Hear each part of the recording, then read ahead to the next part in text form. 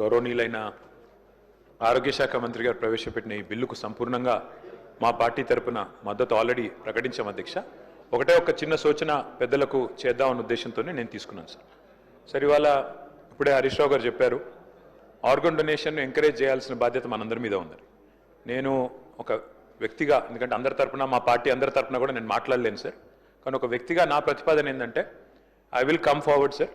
నేను అవయవదానానికి అసెంబ్లీ వేదికగా నా మద్దతు ప్రకటిస్తూ మనందరం కూడా letters lead by example, house నుంచి మనందరం కూడా ఇక్కడ ఉన్న వాళ్ళందరం కూడా if we can lead by example, మన ఒక్కొక్కరం కూడా 2 లక్షల మందికి 3 లక్షల మందికి ప్రతినిధులం సార్ ఇక్కడ. కాబట్టి ఒకరోజు స్పీకర్ గారు దయచేసి మీరు హౌస్లోనే ఇక్కడ అసెంబ్లీలోనే ఒకరోజు అందరం కూడా పేపర్ సైనింగ్ క్యాంపెయిన్ కూడా పెట్టినట్టయితే సైన్ చేయాలనుకున్న వాళ్ళం, ఎందుకంటే అందరం కూడా ఎమ్మెల్యేలు, మనం లెటర్స్ లీడ్ బై ఎగ్జాంపుల్ మన నియోజకవర్గాల్లో ఆర్గన్ డొనేషన్ని ఎంకరేజ్ చేస్తే నేను వరుసలో ముందుండి నేను సంతకం పెట్టడానికి మొదటి సభ్యుడిగా ముందుకు వస్తున్నాను అధ్యక్ష. Thank you. ధన్యవాదాలు అధ్యక్ష. మంత్రి గారికి ఈ మహత్తరమైనటువంటి హిస్టారికల్ బిల్ ప్రవేశపెట్టినందుకు నేను ధన్యవాదాలు తెలియజేస్తున్నా అధ్యక్ష. Right to live belongs to every one అధ్యక్ష. ప్రతి ఒక్కరికి జీవించే హక్కు ఉంది.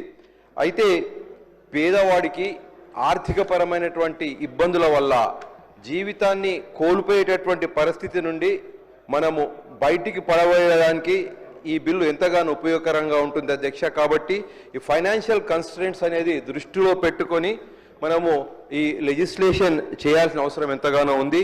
దీన్ని ఖచ్చితంగా పరిశీలించాలని చెప్పేసి నేను రిక్వెస్ట్ చేస్తున్నా అధ్యక్ష. అయితే మనము దాదాపుగా మన భారతదేశంలో అధ్యక్ష దాదాపుగా 40 సంవత్సరాల నుంచి ఆర్గాన్ ట్రాన్స్ప్లాంటేషన్ ప్రక్రియ నడుస్తూ ఉన్నది. బట్ ఈ రోజు వరకు కూడా కొంచెం స్టిగ్మా ఉండడం వల్ల ఇది జనాలు విరివిగా ఆర్గాన్ డొనేషన్కి ముందు రావట్లేదు. అయితే ముఖ్యంగా ఫెయిత్ బేస్డ్ ఆర్గనైజేషన్స్లో కొంచెం సెన్సిటివిటీ క్రియేట్ చేసి మనము అవయవదానం అనేది మహాదానం అనే విషయం పబ్లిక్లోకి తీసుకుపోవాల్సిన అవసరం ఉంది. ఇంకొక చిన్న విషయం ఏంటంటే అధ్యక్ష,